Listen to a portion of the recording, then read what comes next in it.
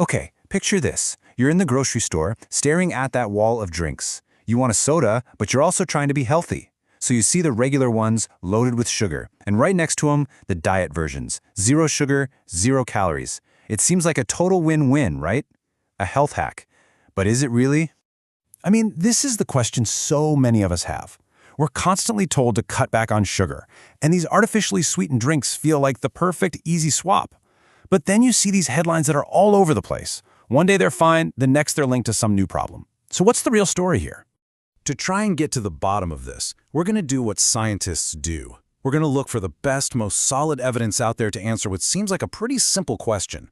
Now, when you have a whole bunch of studies, and they all seem to say different things, researchers have this really powerful tool they use to cut through the noise. It's called a meta-analysis.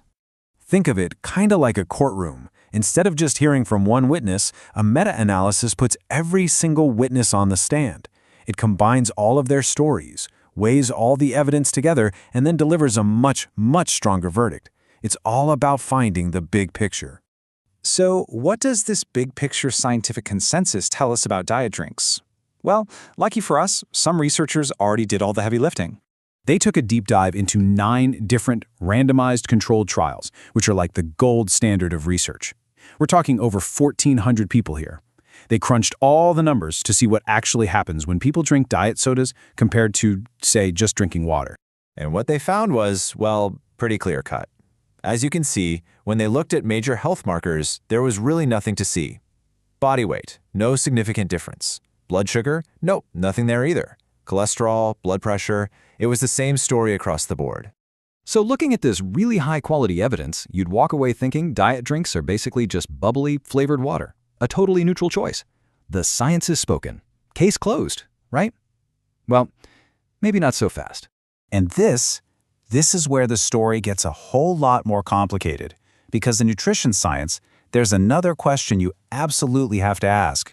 Whoa, that is a strong statement. It comes from Dr. Aseem Malhotra, an advisor to the National Obesity Forum, and it hints at this huge, simmering debate that's just under the surface of so many of these health studies, the issue of funding bias. So, what even is funding bias? Well, here's a perfect example. There was another study back in 2016 that also found positive things about diet drinks. Turns out it was partly paid for by a group called the International Life Science Institute. And if you took a peek at their board, well, you'd find executives from Coca-Cola, PepsiCo, and Nestle. And the big worry is that this kind of financial link might influence the results, whether intentionally or not. Okay, but is this just a cynical suspicion, or is this a real measurable thing?